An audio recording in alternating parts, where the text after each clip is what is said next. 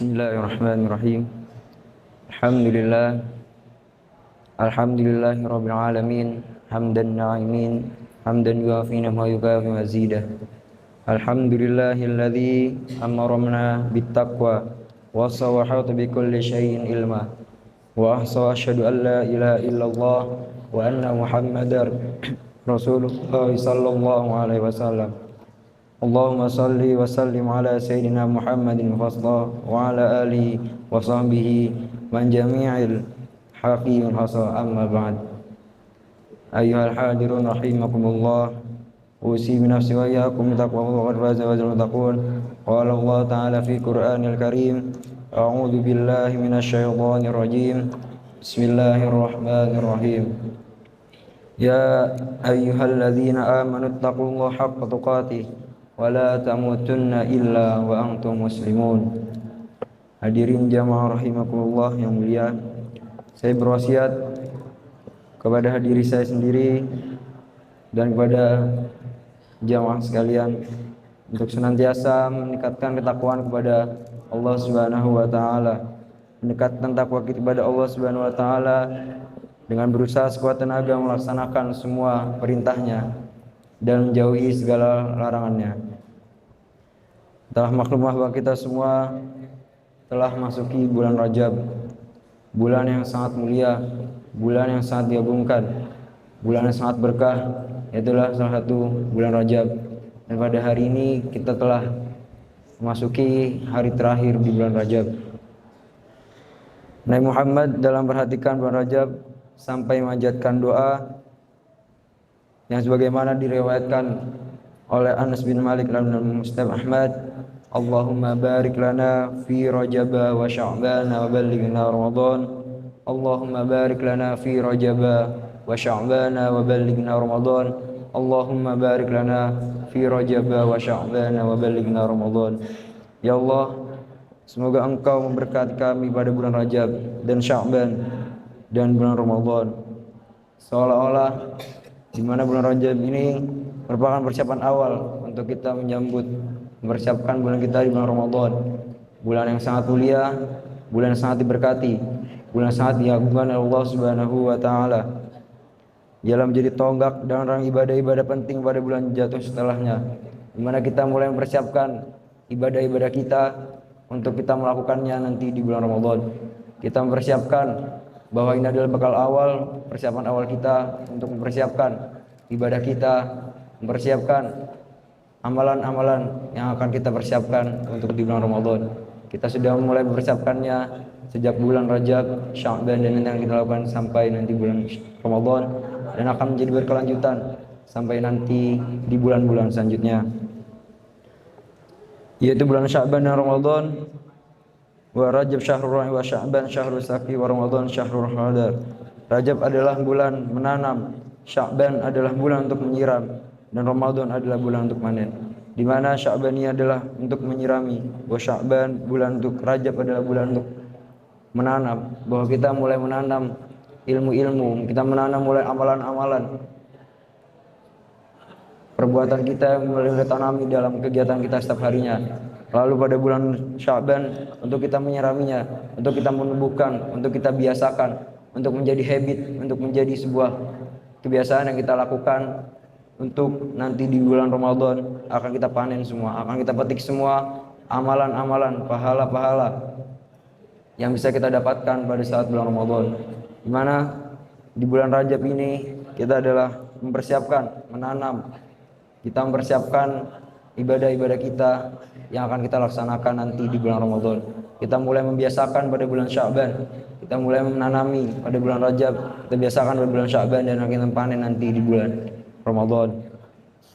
Maka dari itu marilah kita gunakan bulan Rajab ini dengan sebaik-baiknya, dengan berbanyak amalan-amalan, dengan berbanyak ibadah-ibadah yang untuk menjadikan habit kita nanti, kebiasaan kita untuk menjadi tauladan, untuk menjadi ladang pahala untuk kita dapatkan nanti di bulan Ramadan dan di hari-hari biasanya, bahkan di bulan-bulan, untuk menjadi kebiasaan kita bisa menjadi awal, menjadi bekal, menjadi ladang pahala agar kita bisa mendapatkan pahala yang banyak dari Allah Subhanahu wa taala.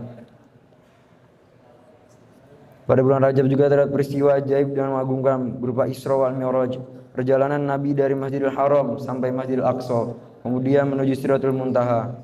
Beberapa kisah yang kita dapat petik dari cerita Isra Mi'raj. Pertama, Isra Mi'raj adalah perkara hak karena sharih, sangat jelas dan eksplisit disebutkan dalam Al-Quran, sebuah kejadian yang sudah pasti terjadi.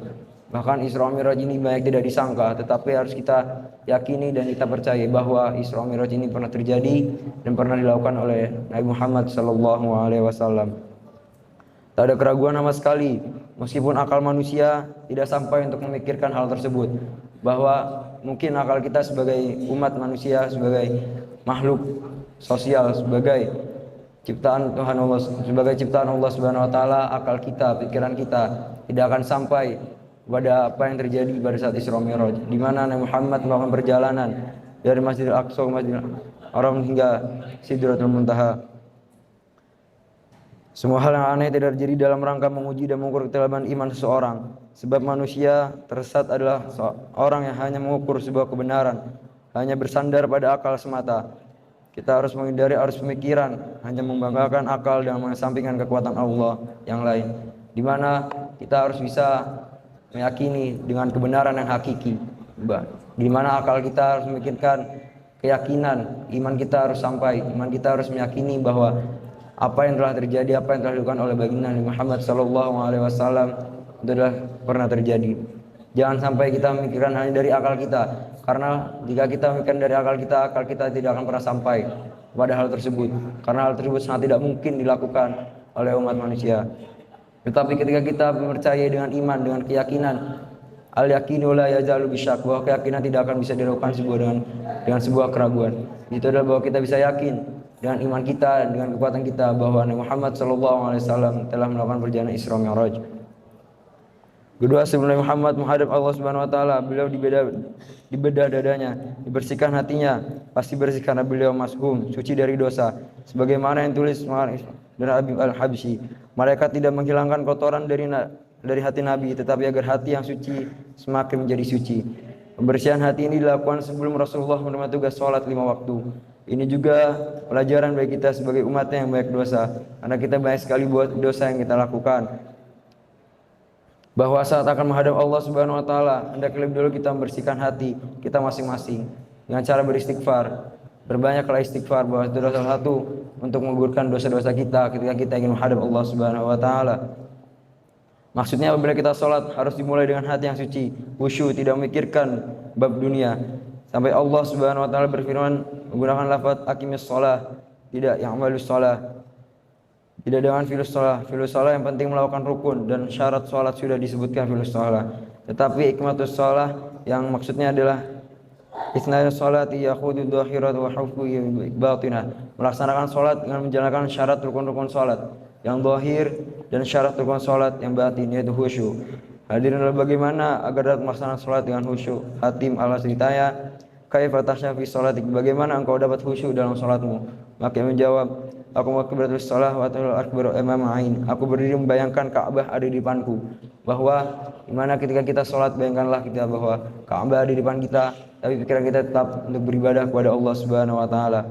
Aku membayangkan sirat di bawah telapak kakiku, surga ada di sebelah kananku, neraka ada di sebelah kiriku, dan malakul maut ada di belakangku. Hadirin hafizullah, dengan keterangan tadi kita semua dapat memahami bahwa sholat yang dimaksud dalam Al-Quran itu bukan sholat biasa, tidak hanya fi'il sholat, namun harus ikmatus sholat. Sholat yang benar-benar khusyuk, hudur dari hati, suci dari hati, bukan karena semata-mata ingin pamer kepada seorang, tetapi harus benar-benar tulus dari hati, bahwa kita harus melaksanakan ibadah, melaksanakan sholat tulus, ikhlas, yakin karena Allah Subhanahu wa taala. Semoga kita semua dan keluarga kita dapat menjadi semakin baik, dikemudiakan dalam melaksanakan semua perintah Allah Subhanahu wa taala, mendapatkan ridha Allah Subhanahu wa taala, dan akhirnya masuknya surga Allah Subhanahu wa taala. Bahwa sholat wajib itu sangat untuk dilakukan, wajib untuk dilakukan, jangan sampai kita meninggalkannya. Waktu mengajak kepada diri saya pribadi dan kepada jamaah rahimahullah pada saat bulan Rajab ini untuk mempersiapkan pada saat bulan Ramadan, masih ada 1 bulan di bulan Sya'ban. Marilah kita tumbuhi, kita tanami dalam diri kita ilmu-ilmu, ibadah-ibadah yang harus kita lakukan, di mana kita harus sering melakukan amalan-amalan soleh, mulai dari amalan wajib, sunnah, mulai kita harus tanami dalam diri kita untuk menjadi bekal untuk melakukan kita semua, untuk menjadi bekal kita di bulan Ramadan, agar nanti kita di Ramadan bisa memanfaatkan bulan dengan sebaik mungkin, dengan bisa mendapatkan amalan-amalan ibadah-ibadah untuk mendapatkan pahala yang bisa lebih mendekatkan kita kepada Allah Subhanahu wa taala. Barakallahu fi lakum fil Qur'anil azim wa tahfizu wa iyyakum bil ayati wa dzikril harim innahu huwal ghafurur rahim.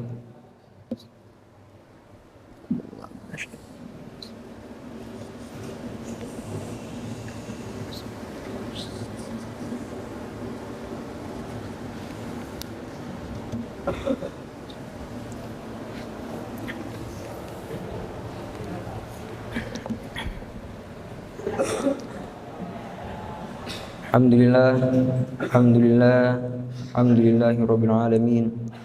A'udzu billahi minasyaitonir rajim. Bismillahirrahmanirrahim. Wa tsumma uhiya ilaika minal kitabi wa aqimis shalah. Innas salata tanha 'anil fahsya'i wal munkar wa la dzikrullahi akbar wallahu ya'lamu ma tasna'un. Wa qur rabbighfir warhamhum rahimin. Alhamdulillah wa hamdihi asyhadu an la ilaha illallah wahdahu la syarika lah wa asyhadu anna Muhammadan 'abduhu wa rasuluh. La ilaha illallah wahdahu la syarika lah lahul mulku wal hamdu wa ala kulli syai'in qadir.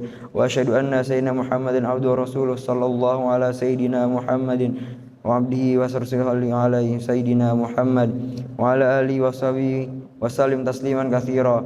Fa ya ayuhan nas ittaqullaha innallaha malaikatahu yusholluna 'alan nabi ya ayyuhalladzina amanu shallu 'alaihi wa sallimu taslima.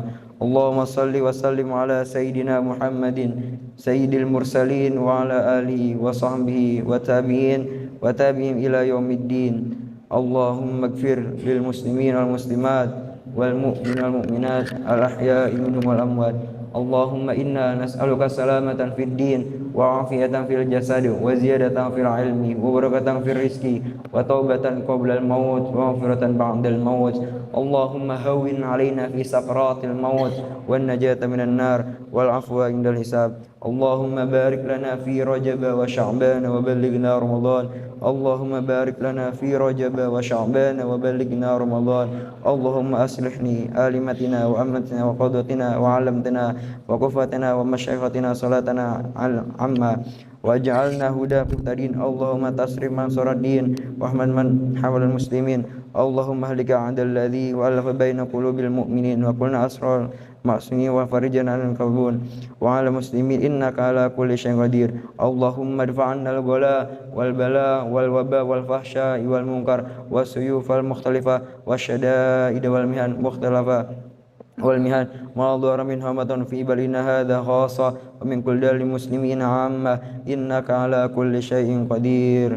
Allahumma ij'alna wa ahlana dzurriyyatina wa jami' ikhwatina min ibadika shalihin ibadikal muttaqin min ibadika sabirin min ibadika syakirin min ibadikal mukhlisin min ibadikal mujahidin min almatikal alamin min alladzi an'amta 'alaihim ghairil maghdubi 'alaihim waladdallin. Rabbana atina fid dunya hasanah wa fil akhirati hasanah wa qina adzabannar. Allahumma rizqna husnul khatimah. Allahumma inna nas'aluka husnul khatimah. Allahumma inna nas'aluka husnul khatimah. Allahumma rizqna taubatan nasuha qabla al-maut. Allahumma ya muqallibal qulub tsabbit qulubana ala dinik. Wa barakallahu sallim walhamdulillahi rabbil alamin. Aqimis salat.